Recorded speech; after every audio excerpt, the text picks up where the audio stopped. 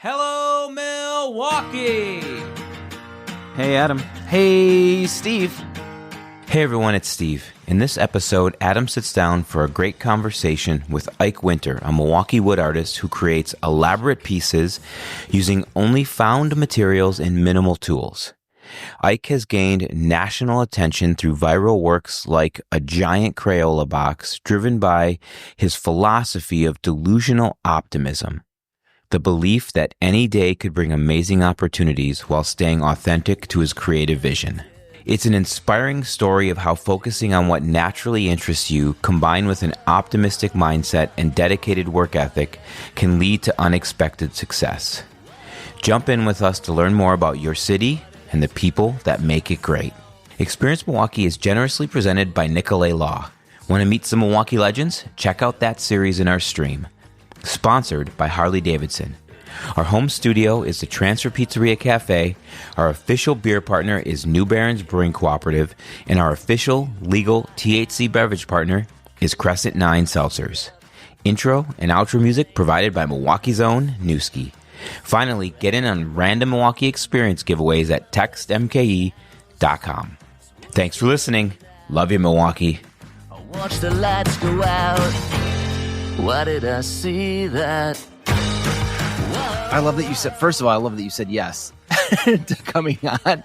And I know it was a long time ago, but you had stuff going on. We had stuff going on. It's perfect, the timing right now. It is. Maybe not so perfect because I'm in friggin' Ohio with no cell service, but the Wi-Fi is great. I mean, tip-top. we can change the name to Experience Milwaukee /Ohio, you know, just for one episode. Why not? Experience the friggin' Midwest. Why not? Experience life. Screw it. Yeah. Experience life, just in general. Yeah. But yes, yeah. Thank you for hopping on with Steve and I. It's just it's been so cool to see. You know, we've been around for a while. You've been around. I mean, you're born and raised in Milwaukee, which is awesome in itself. Steve and I, yes, we're Milwaukeeans as well. But out of nowhere, you just kind of like came into the circle around Milwaukee Day, and we're like, what? Who's Ike? And he's a wood art guy, and he wants to unveil a piece during the Milwaukee Day party. And we're like, yeah. I want to do that. Yes, that sounds let's do it. Awesome. I know. I was like, why would we say no to that? That's like the coolest thing ever. So, I just really quickly for the audience who doesn't know that, you know, we know each other from the Milwaukee Day party this year. You rolled up, you had your piece to unveil. It was so badass. It was the Hometown Lager, right? If I remember correctly. My favorite part of that Hometown Lager, though, was the 4.14% ABV. Yeah. I was like, oh, chef's kiss. That's it. That's it. That makes it. But you rolled up, you did a really awesome speech before the unveiling. Then you unveiled, the crowd goes wild, and then you and I chit chat for a little while. Can you tell us how, like, where does the public speaking come from? Because your speech was, first of all, phenomenal. Had a nice story in it. What I talked about or what I said that day, but I appreciate that. It was smooth as silk. I'll tell you that much. I mean, so my brother does public speaking. He's done a TEDx talk. Oh, wow. And my brother and I ran a business for many years. We're about a decade apart. So, you know, I've grown up with older siblings and kind of learning from them and watching them. And, you know, just my whole life, like, I feel like I had to speak up just with different organizations I was in. I was in a band for 10 years and I was kind of like the tour manager, point of contact. So at 16 years old, going to like venue owners and being like, hey, are we getting paid tonight? And stuff like that. And then when my brother and I started a business, I was only 23 years old. And we started this large company that within a year we had like 15 employees. And I was speaking at realtor offices in front of 50 realtors at a time. And like, these are people that are 50, 60 years old who have been in an industry for 30 years. And I'm trying to pitch them on our business. So I think it was just like, I mean, it is like the number one fear for humans is public speaking. And Totally. I think watching my brother do it very charismatically, and he like loves it. He loves the opportunity to speak in front of people. And I think I just adjusted to like not really question. I don't know. I never really thought twice about it. I just don't question it. And I think it is cool and intentional when at events like that, when that was a very casual event and people were there to have a good time and have a good moment throughout the day. And I was grateful that I got to present a piece of art. And I think in those rooms, like, take advantage of that moment. But if you're going to do that moment, do it with intention to bring value to whoever you're speaking to. It's not about me or the art or anyone being there. It's about, hey, let's enjoy this day as a community, and everyone in the room can relate to that and be inspired by that. So that's kind of the power of speaking and art and culture and everything, is like it doesn't take much to bring a smile to somebody's face and all that. So that's I think that's my goal. Like, if I do public speaking, it's how do I bring value to the people or the group of people I'm talking to, and especially in Milwaukee, it's the best people and they're so easily relatable. So I was like, hey, all of you have a good day and just smile, and here's a piece of art. Like, I think that was the premise of what I talked about. Yeah. It was in so many words. Yeah. Yeah. And I love that. I think that's something that a lot of people don't really pay attention to when they have to get up on stage. They're like, what content am I putting forth? And it's really, you're right. It's really about the audience. It's really about like having a shared experience together. That's you life. Just happen to be the one with the mic. It's not just public speaking. It's the way you show up on social media. It's the way you show up in people's lives. Like, people, the number one thing they remember about you is how you made them feel. People don't remember what car you drove, or what your grades were in high school or anything. People, when you bring up somebody's name, the way you remember them is, how did that person make me feel? And whether it's a one-on-one conversation or you're speaking in front of 1,000 people, you can make people feel something and feel good, but you have to know how to relate to them and not make it about you. Mm-hmm. Absolutely. Well, we went right down the rabbit hole right out of the gate. Oh yeah, that's where we're at. That's how we work. And funny enough, I remember us having a conversation after that, and I was like, yeah, look at us just like walking side by side, talking like we've been friends for years. It was 1,000%. And that was like, this is Ike is special. You're a special guy. Also, I came up with a catchphrase for you when you, if and when you do other podcasts, you can just say Ike on the mic. Hey, it's Ike on the mic. That's, I don't get to that. I don't want to say selfish, but like, I want to put that name and that phrase with my name. If I was don't have to. If I aspired I'll to be do a it radio for you. That's what I was thinking. I was thinking radio DJ. That's where I would go. Be like, hey, it's straight up. 90. Yeah, it's 97.3 Ike on the mic here. Yeah.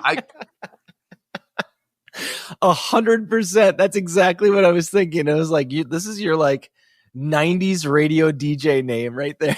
Ike on the mic. If I was in that world and I aspired to be in that world, that would 100% be it. I love that. I've never heard that in my life. That's a good Come one. on. Are you serious? Never. Oh, wow. All right. Well, I'm glad I said something then.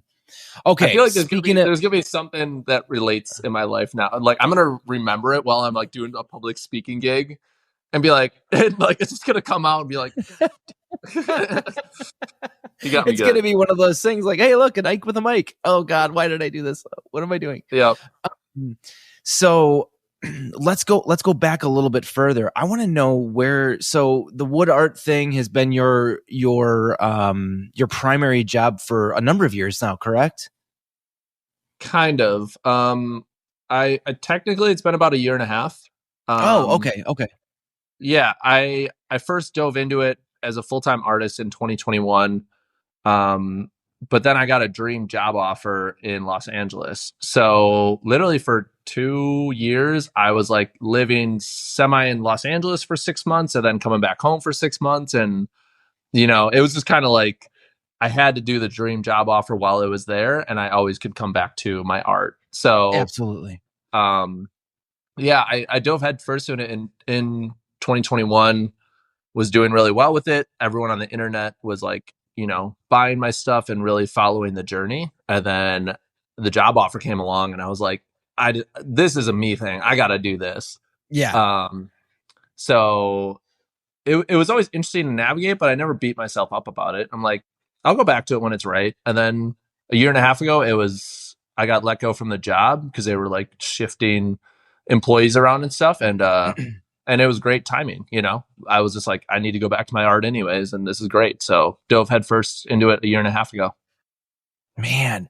So where does the inspiration, where does the motivation come from with wood art? I mean, did you start as a woodworker and you're like, you know what? I can do way cooler stuff than this. I'm going to do something else. Or how did it all come about? No, I mean, I like saying that the inspiration comes from waking up today. Like truly at its core, I got to wake up today, and I've always strived to learn more about myself and using whatever God-given talents I have to bring joy to the world. And since I realized that was a thought process in my head in my teenage years, that's always just been my goal. So right now in my life, it is through wood art. So the inspiration is, hey, if I wake up and work hard at this today, good things will happen in my life and in the world around me. And that's at its core, that's what I like. That's how I think. I just happen to have the medium of knowing how to cut wood and enjoy cutting wood. I don't come from an art background. I don't come from a wood shop class or I didn't grow up like woodworking, my dad is a carpenter, and I would help him remodel kitchens and bathrooms growing up, and working with my hands and with tools. But randomly in my 20s, I decided to pick up a pallet on the side of the road and cut it apart, and I made a coffee table. And I was like, this was fun. It was like therapeutic. And when I posted it on Facebook that night, people were like, this is cool. Like, can we buy this? And I'm like, oh. And my head doesn't go off like, oh, I can make a lot of money. But it's like, okay, yeah. I picked up something for free on the side of the road. I had fun doing it, and somebody will buy it. Like, that's a good line of events happening. Yeah.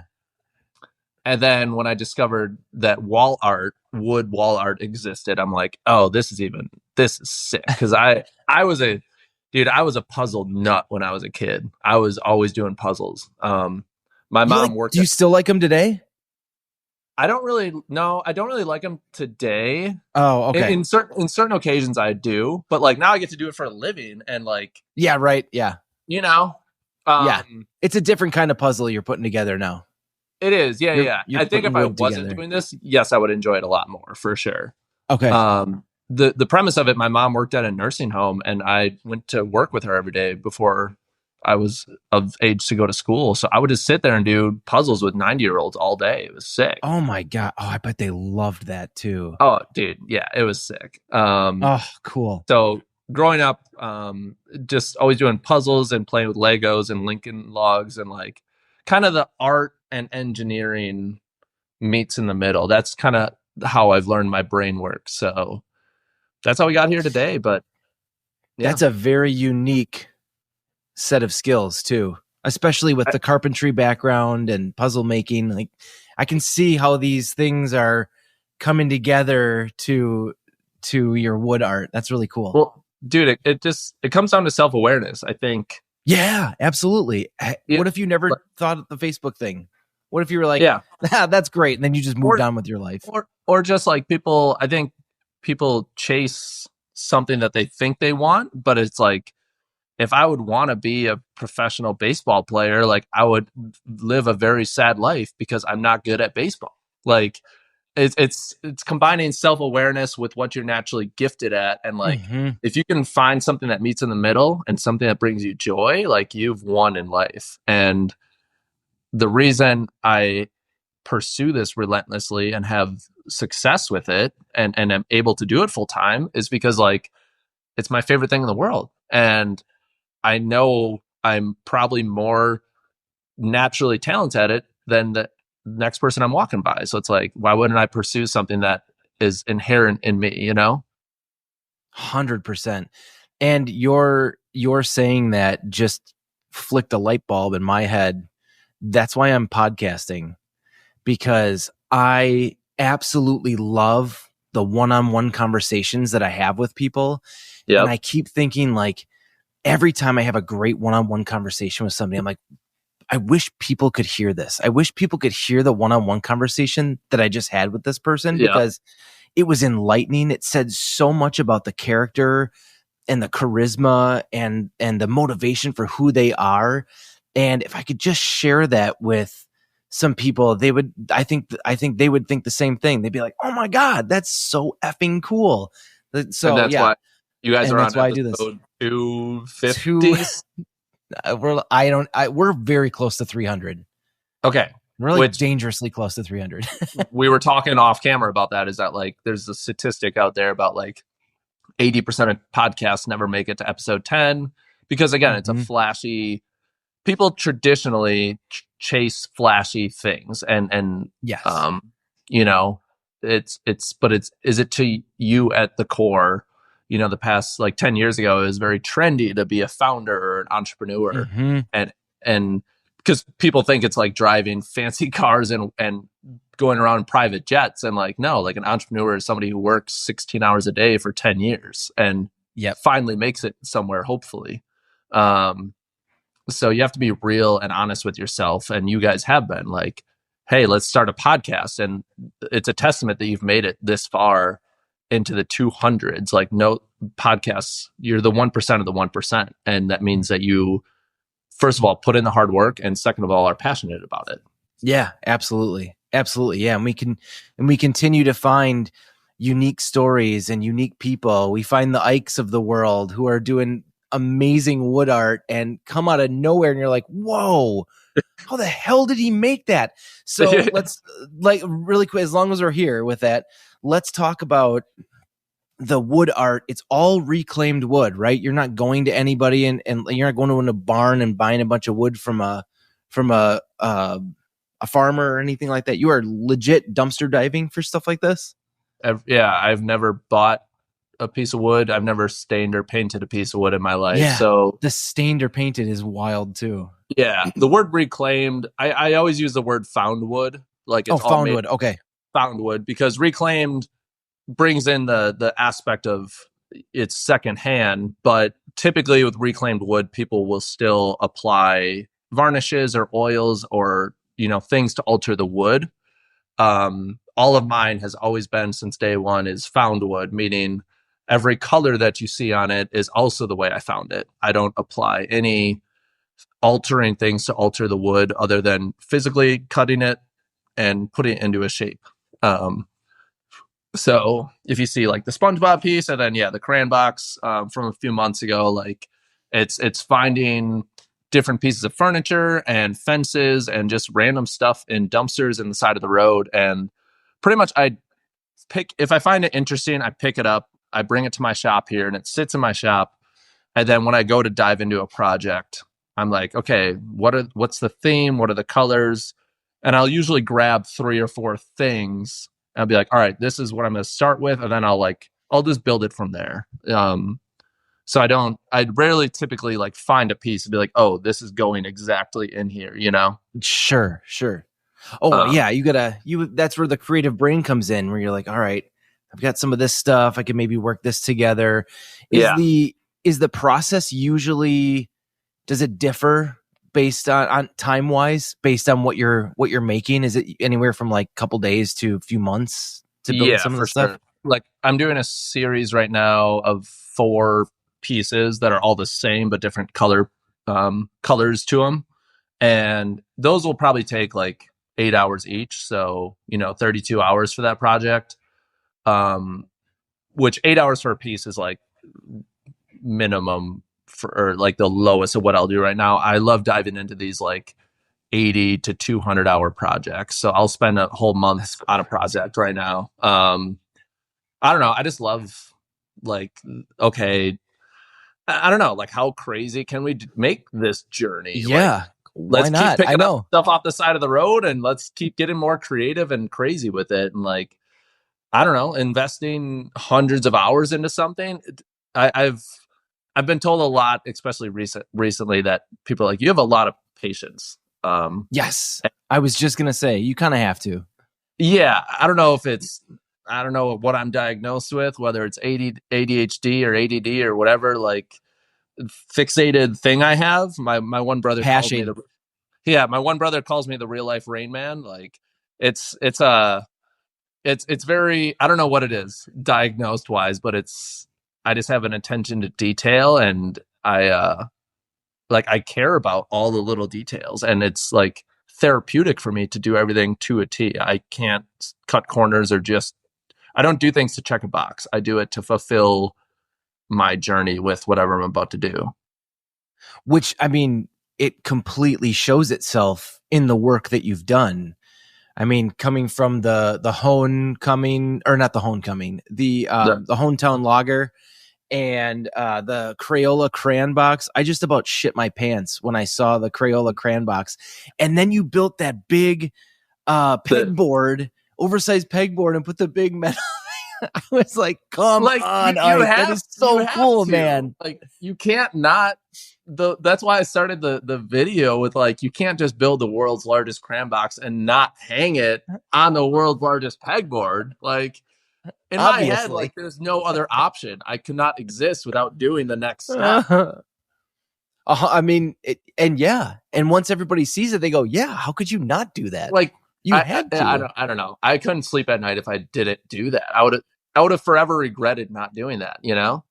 Yeah, yes. And especially now you've got it immortalized on video, and you just holding up the crayon box and sliding it on. So satisfying. It's such a satisfying thing. It's my favorite thing I've ever built. And it's honestly, like, it's scary to think, like, how do I top that in my own personal journey? Like, how do I build the next big cool thing that I'm going to be more self-satisfied with from the crayon box? But it's like, that's a beautiful challenge to put on myself. So it's keeping me accountable 24/7 type thing, you know? Yeah, 100%. Well, that, and I heard this story from, I don't know do you know who Judd Apatow is? No. He's a famous comedic director.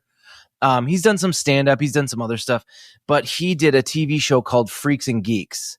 Okay. It was his directorial debut.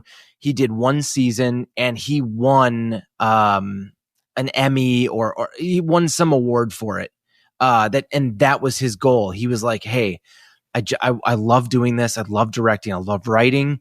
I really want to win an award for it. He won an award for it in his first effing in his directorial debut at that TV show. And his response to that was, well, now I just get to have fun. Like, I did the thing. I feel he strayed away from saying I peaked. He just said, I did what I set out to do. I'm so happy about it. And now I get to just have fun. And then he went on to make movies like Knocked Up, This Is 30, a bunch of other movies. I think Forgetting Sarah Marshall. I don't know. I'm gonna butcher all the director jobs that he had, but they all sound goes right on to do so far. He went on to do all these absolutely incredible movies that have, changed comedy in the last 20 years because of that. And just think, if he would have been like, I won my award, I'm done now, I'm gonna get out of here. 1,000%. You know what I mean? Like, my worst period as an artist and as a human these days is the second I finish a piece and I'm in that limbo state before I start the next piece. Like, that is my most daunting time, and I need to, like, start. It doesn't even need to be the next big thing, but I just need to start on something again.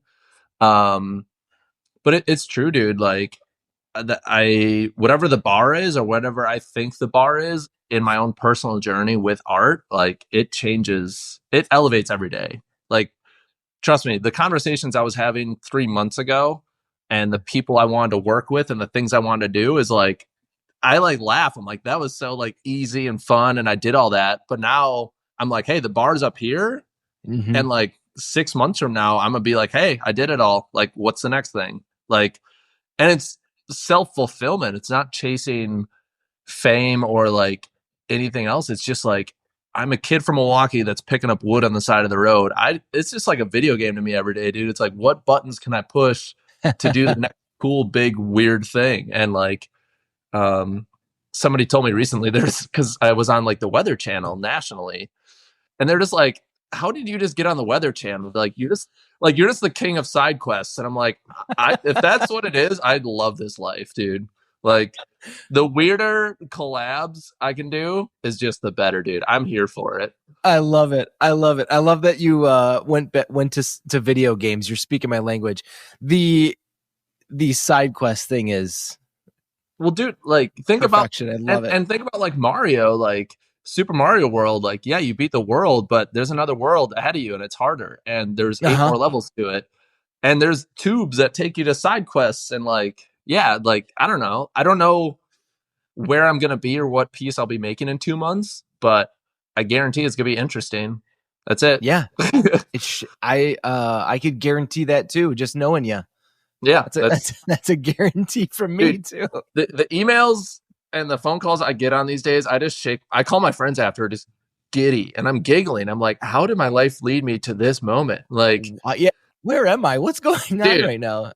Trust me. And it's like, I'm just throwing stuff at the wall every day, and then these random emails are coming through of like the coolest opportunities. And like I just did a piece for the Brewers that I announced this week, and that was like a dream. That was like, hey, I want to do a piece with the Brewers maybe sometime this year. And the second I contacted them, there's like, yeah, what do you want to do? And I'm like, oh, it's Eddie. Like, all right, let's do it. Okay. Oh shit. Sure. Like now? Yeah. Like and they gave me full creative control, and I sent them like a sketch of the design. There's like, we love this. And I'm like, oh, one and done. All right, cool. Perfect. Perfect. Yeah. That's, I feel like when you get into bigger corporate worlds, you get a lot more stakeholders that feel like they need to tell you something. They need to give you feedback. But the best, I personally, my perspective, the best thing you can do is just open the door for an artist and just go, what's the shit you got? Let's go. And what I've learned, I've just learned this throughout the life. And I think this is where people get caught up, is like, because recently I get told no all the time from companies, and sure.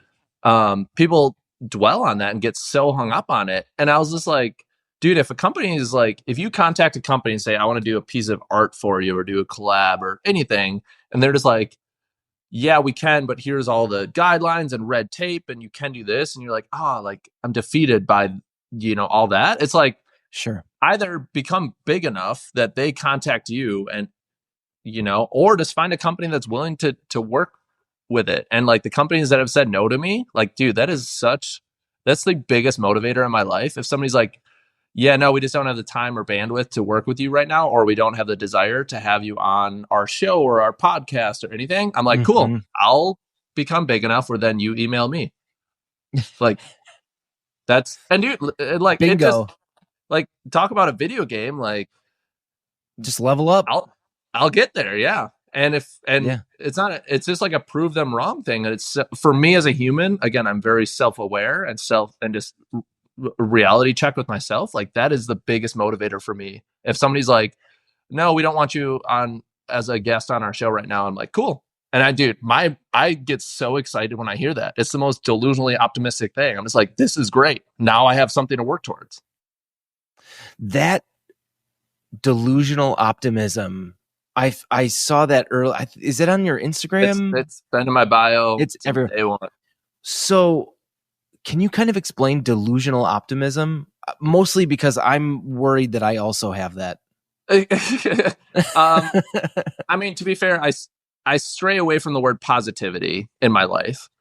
Sure. Okay. I think the word positivity and toxic positivity, as it's like, oh, be positive today, which that's like happiness. And you're not supposed to be happy every day, but you can be optimistic every day, because in life, you're going to go through challenges, and you're going to get no's, and you're going to have heartbreak, and you're not meant to stay positive through those moments, but you can stay optimistic. You can have horrible things happen to you and still know that there's a light at the end of the tunnel. And when it comes to my verbiage or definition of delusional optimism, is like, the best way to put it is, me and my best friend made a phrase, and the phrase is, today could be the day. And we say it to each other almost every single day. And people they shake their head. There's like, today could be the day for what? And it's like, yeah, exactly. Like, you don't know. And Ooh, do I like that? dude, and like when I just mentioned like some of the emails and phone calls that I've been getting, like, dude, I literally every day and every week I wake up right now and I'm like, I have nothing on my agenda today. I maybe have to edit some videos or like make a piece of art, but no outside things are supposed to come my way or like I'm expecting. But then randomly on a Tuesday, I'll get the craziest email of like, hey, can we get on a phone call and talk to you about this? And I'll just be like, see, this like today could be the day. You don't know what's about to, you have no idea what's around the corner. And I think that's where my delusional optimism explanation is for every day. It's just like the thinking of what else and why not in the world. Like, why can't we do that? Or, like, I don't know. I just want to partner with the biggest brands in the world and do collabs with the biggest celebrities. Cause it's like, I'm a kid from Milwaukee that cuts wood. Like, that'd be a really cool story to be like, I don't know. I agree completely. It'd be badass to do something like, I don't know, for Simone Biles or something like some sort of gold medal wood piece or something, for her. Yeah. And like crazy. In my head, when the average person hears that or says that, like you just think it's you're like, oh yeah, that'd be that's a funny thought.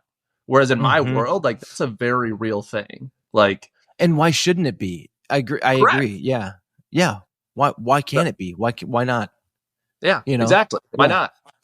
So, in keeping with why not? Well, maybe we should just. My crazy question for you was going to be, who is your dream celebrity or dream brand that you'd want to work with, other than Crayola? Because you already did that. Yeah. No big deal. There's definitely, I call them moonshots. So I have a whiteboard in here of my moonshots, and some are like more media based, like PR, like which shows do I want to be on? Oh, 100%. And then some are definitely who do I want to make pieces for? But they're things that I know I will do. Like, they're not out of context where it's untouchable. Like, I know I'll get there. So for the pieces, my goal in the next probably year, but probably quicker than that. I've always wanted to do a piece for Tony Hawk. Oh, nice. Okay. Yeah. So that's always been a big one, and I will do it for him. And then the big moonshot in my personal life, the one that I want to do and fulfill, is doing a piece with Green Day. No way, really? Yeah, and actually, things almost lined up to do it this weekend. Actually, like in a weird way. Holy shit! Trust me. Yeah. Again, like the conversations that I have some days are just crazy. Yeah. I did get semi-connected to them, and it still might work out. I don't have a piece ready, so I think I would have to like say no to it if things happen super, super last minute. Like, I'd just be like, yo, like, I want to do this with intention and with purpose, not do it just to do it. So, they're coming to town this week. So those are like my two big moonshots. And then as far as like media and stuff, I really want to be on the Kelly Clarkson show. I think, I love that. I'm a big fan. I'm a nut for a couple things, like wholesome stories. So like daytime shows where they bring on just the stories that make you cry. I love that shit. And also late 90s, early 2000s female singers. That's all I care about in life. Kelly Clarkson. Dude, Kelly, Celine Dion, Shania, those are my girls. Like, there's a reason I cut wood till 2, 3, 4 in the morning. It's those girls just can do no wrong. They keep you alive. Is that what's rolling on your playlist then at 2, 3 in the morning? Every day it's different. Every day, every week it's different. But they've made an appearance or two in the shop here. I'll say that. Shania, yeah. Sheryl Crow. I got to see her last summer, and I just lost my mind. It was incredible. Oh God, I love that. Yeah. So Kelly Clarkson, because there's just so many things tied in with her show. I was in the audience for her show and ended up on camera during it. So we got there.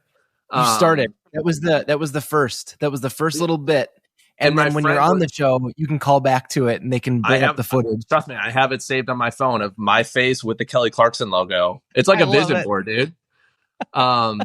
My friend was like the announcer for going to commercial break. So we were in the green rooms at Kelly Clarkson. So I've been backstage on Kelly before.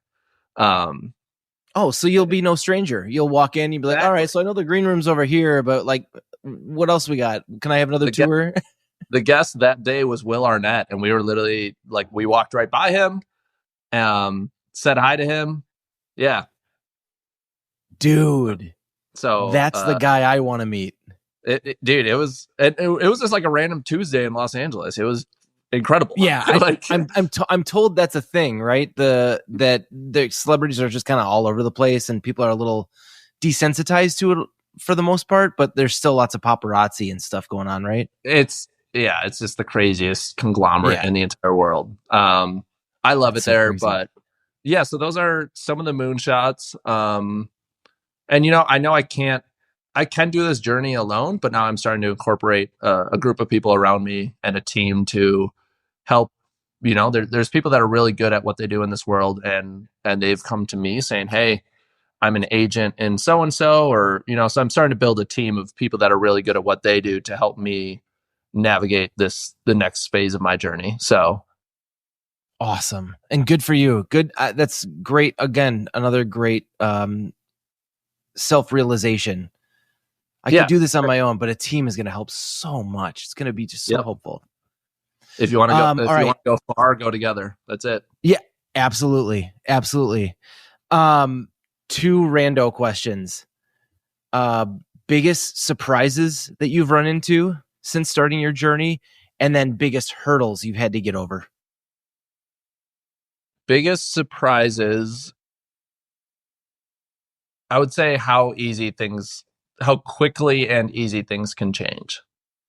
Yeah. And the preparation, like you just got to be, we're here now. This is it. Not even preparation, like going with the flow, dude. Like, yeah. You can't prepare for growth. You can only prepare so much. You're right. Yeah, you really can't, can you? You can just be like, okay, well, we're going. Yeah, like, you have to jump in the water, and that's it. You can only test it with your toes so much. Like, you just have to jump in.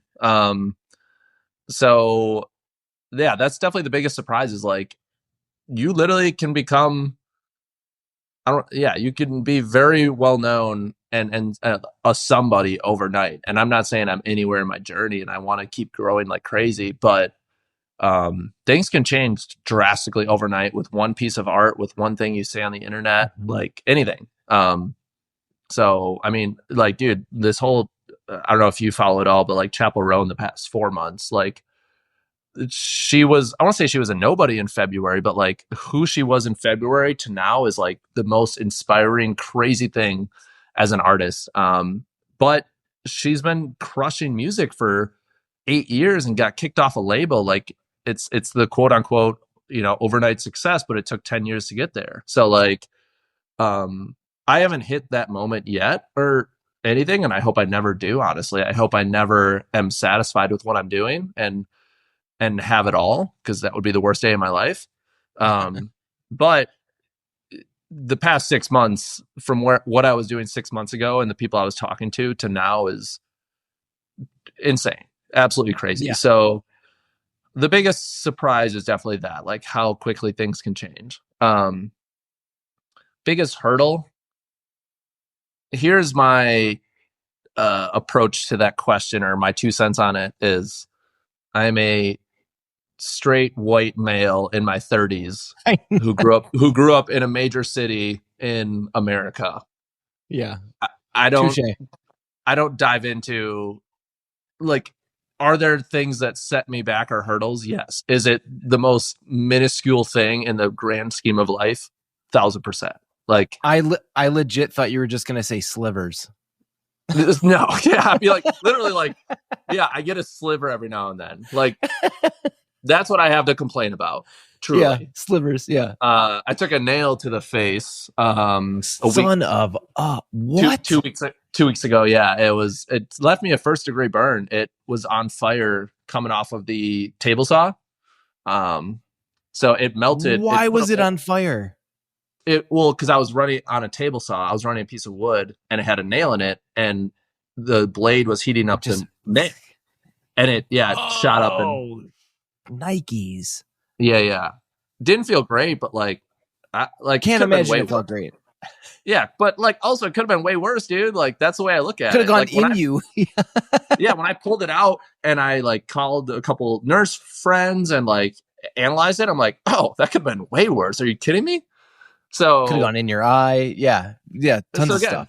that delusional optimism, like hurdles exist, but I pay zero attention to anything that is considered a hurdle in life.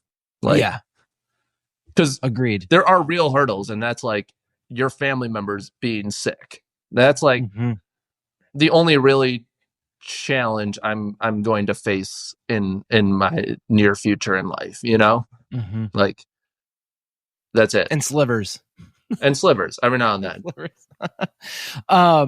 Great. I'm actually really happy I asked that question. I almost skipped it. I'm glad we went down that path. That was cool. Don't ever, if there's something in your heart or on your chest that you should do or say in this world, do it. Just go for it. Yeah. And send it full send.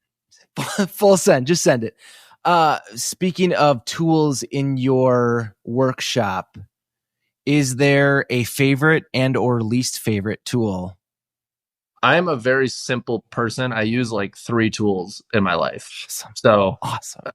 There's probably a favorite and a least favorite, and then there's one other one. There's a favorite and a least favorite, and then there's also this tool. The middle child, yeah. Yeah. No, I mean, I keep it very simple. I have a scroll saw right here, which is pretty much what I do 95% of my work on. Okay. I will say a skill saw, like a hand saw, is my favorite tool since I was a kid. I probably learned how to use one at 6 years old. And when I thought back to, I enjoyed cutting wood as a kid, let me try it in my 20s. That was like the sound of it, the feel of it, the smells that come from it. Like a handsaw is my favorite thing to use, but I only use it once a month, maybe, just because my work doesn't, I use it to like cut the backers for my piece. Okay. So that's about it. Literally, it's a scroll saw and a pencil, dude. That's my life. Like, that's incredible. Yeah. I was thinking like you were gonna have a router. I don't have a table router. saw. Like all these tools. One of those little grinders. Do you have to do any sanding? Do you have a hand? I have a sander, tool but or anything? A sander. I have a sander, but I use it literally just as like for 2 minutes on each piece, just to like smooth out the back of the piece from the rough cuts. That's about it. I use I do use a band. I don't know. Not a band sander. Why can't I think of the name for it? Belt sander. Belt sander. Thank you. Yeah. I do use a belt sander to. Okay. Yeah, like after I cut it on the scroll saw, if I just need to take a little more off, I use the belt sander. Okay. So, that's about it. I mean, my bandsaw broke last night, and like I have been using it quite a bit, but also like I just got a bandsaw like 3 months ago. So like I've been doing this wood art thing for a long time without a bandsaw, so now I can continue doing it. It's just, I don't know. So that's about it. Are any of these going to make it just more efficient for you to build stuff? Yeah, I like have to assume that's just like an efficiency thing. A bandsaw that's cutting straight and works would be great because it would be more efficient. Got it. Yeah. And more accurate cuts, like cleaner cuts for sure. So I do, now that I've had one and started using it, I do need one in my process. But aside from that, like honestly, it was funny. I visited a friend's shop, a woodworking shop, and she had like everything. And literally I like tried using a couple things and I walked out of the shop. I was like, I need to remove myself from this because like this is almost, I know too much, like it's overwhelming. Like, oh, do I need to buy this? Do I need to buy this? Do I need to change my process? Do I need to change? I was like, no. Like, no, I'm going to remove myself from this wood shop and go back to my wood shop because I know what I know and I'm at peace with that. And I know I can explore and go down the direction I want to go with what I have. And I don't want to know anything out of that, you know? Absolutely. I 100% agree with you. And then, down the line, maybe a project comes up where you're cutting something and you're like, shit, this is not working. I can't figure it out. And that's when you explore a new tool or something. With the crayon box too, there was cuts I couldn't do here in my shop. And I went to a buddy's shop, and I told him what I needed, and I needed him to actually like execute it under his knowledge. It was all the miters because it's a box. So like all the miters on the corners need to be perfect 45. So it comes together. And I have a table saw here, but it wouldn't do that accurate of cuts. So I went down to his shop and he executed it, and it was great. And like, awesome. I don't necessarily want to buy the table saw that, eventually I might, but I have great resources and friends to figure things out. Kind of like the peg for the pegboard. Like I didn't weld that or put that together, but I knew how to get it done. Like I knew how to acquire the materials without paying for them, how to bend them, how to weld them, all through people and resources that I found. And I just figured it out. I don't know. That's more fun. Dude. I like that. I like that you get to like bring the community in on this crazy project. You can be like, hey, guess what I'm doing? Fucking and it's a treasure every day. Like, yeah, I don't know. It keeps you entertained. Yeah. Oh, absolutely. Absolutely. Plus it gets you out of the workshop for a little bit, interacting with some people in the community on more of a business level and less of a PR or less of a, trying to push the coolness that is at Crayola. We're all just might as well just hang out. The agenda. Just in general, the agenda. Yeah. Okay, one last very important question for you. How can people follow? I mean, the biggest resource that I resort to is definitely on Instagram. I think I do a good job of trying to build community on there and build connection and intentionality through a screen. And until 3 weeks ago, I replied to every single DM I've ever gotten on that app. The reason I say up until 3 weeks ago is because I posted a video, more of a vulnerable take on my life and my mental health journey. And it's gotten over 1 million views and a lot of attention and comments and support. And I'm grateful that it's helped people and inspired people. But it definitely did get to a point where I was getting too many DMs to keep up with, as well as dive into those conversations over and over again. And it was which tough. Has got to be a little taxing. It was tough leaving people on red and not replying. I got to be real with you. And but I did it for a whole day. After the video came out, I dove into probably 30 or 40 deep, heavy conversations. Oh man. And my head the next day was just shot. Like I was just like, why am I feeling so crazy today? I'm like, oh, I dove into my not great part of my life all day yesterday. So I do love being a resource and inspiring people, but I am learning every day about navigating that and the boundaries within that. So Instagram is definitely the easiest. And then finally have my website done and like cool stuff coming there soon. Yay. Yeah. Wait, is it done live or done? It's live. Yeah. I just haven't pushed the things I want to push on it yet. Sure. I haven't announced it yet or anything, but like there is merch available and being made. So that if you go to my website right now, you can buy a t-shirt. Nobody knows that yet though. It is live. So I'm going to start making some content around that, saying that I am releasing merch. And but I mean, the whole website is like, my bio, my history, my where my art has been as far as PR, and just stuff like that, So it's cool that, dude, the fact that I can type in myname.com is mind blowing to me. Yeah, buddy. Like it's not even a feather in the cap type thing. It's just like there's just certain wild. Dude, there's a certain pinnacle things that I care about, and like that's just a weird thing to do, and I just find it so amusing and funny, and like I don't know. That's it. It is just, is it novelty? That's how it's felt to me. Like, holy shit, I can type my name in and like results come back.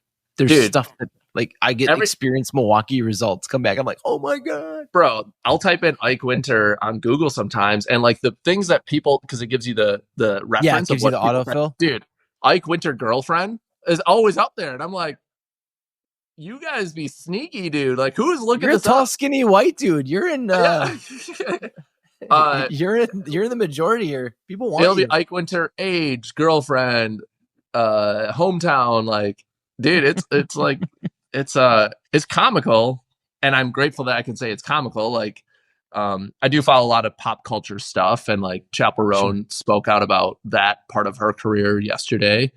As far as like people coming up to her and fan interaction. And I don't think I'll ever like get to anywhere where I have to be concerned, especially being a male and, you know, different realm of the world. But, yeah, it's just interesting. I don't know.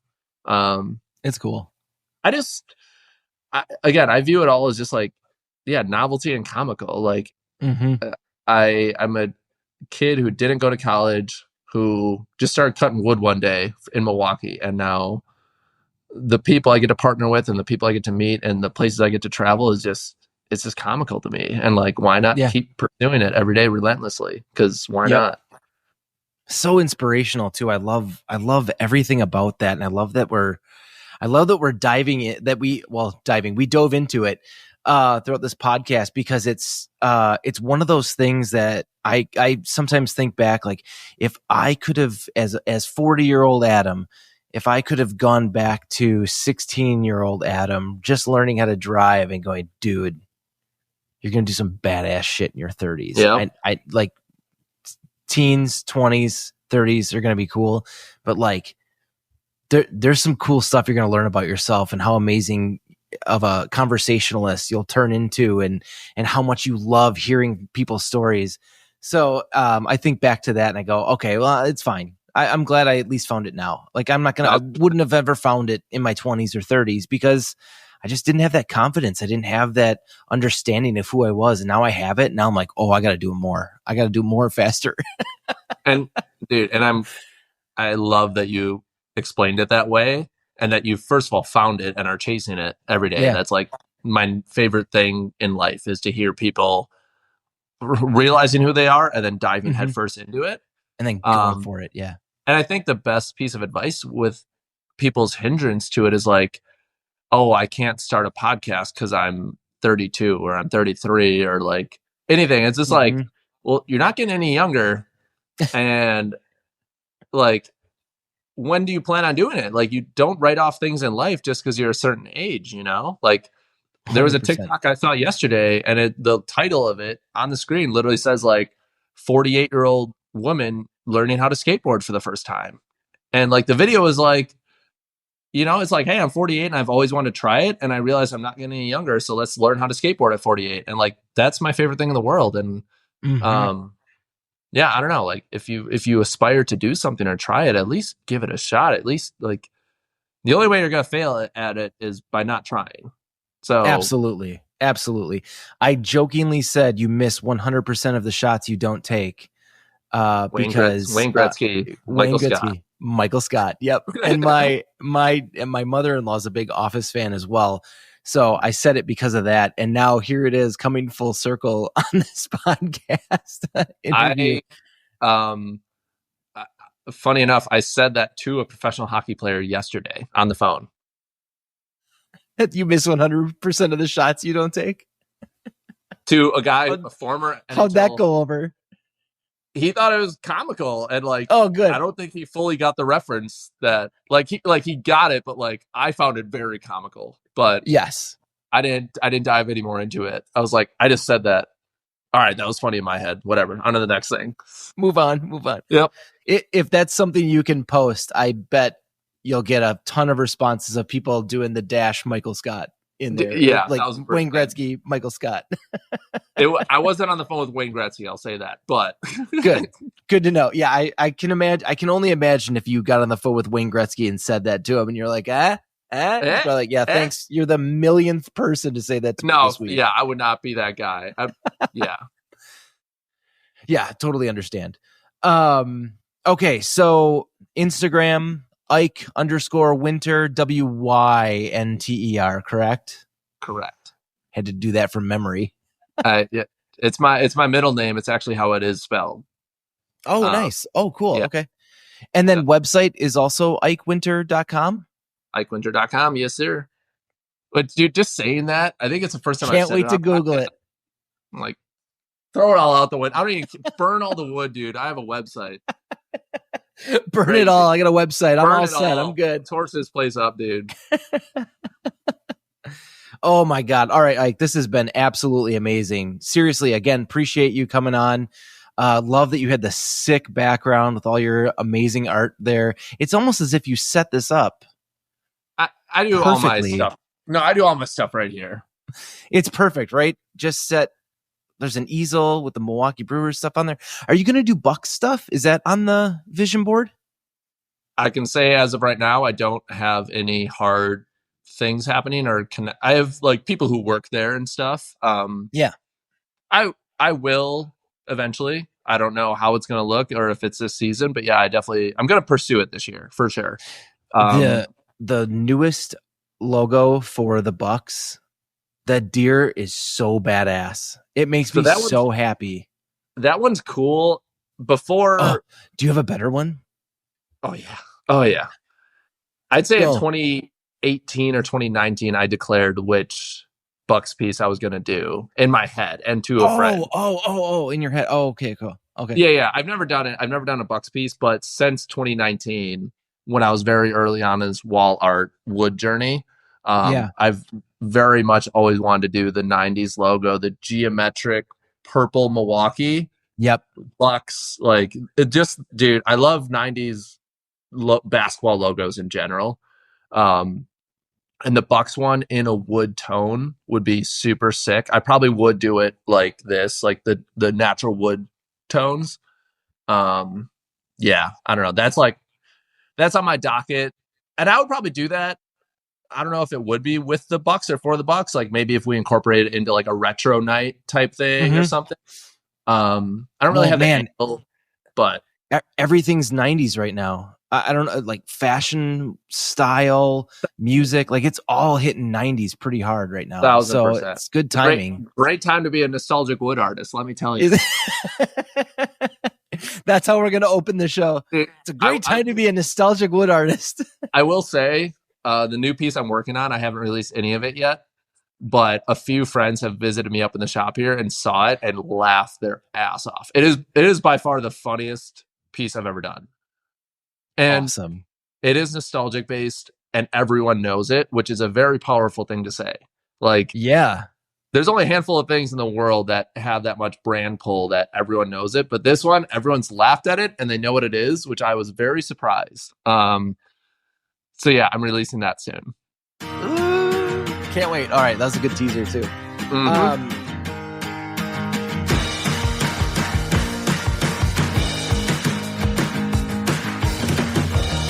Wish I could get psyched to go out at night, see my former friends, watch them all pretend that they don't know me, so I take a seat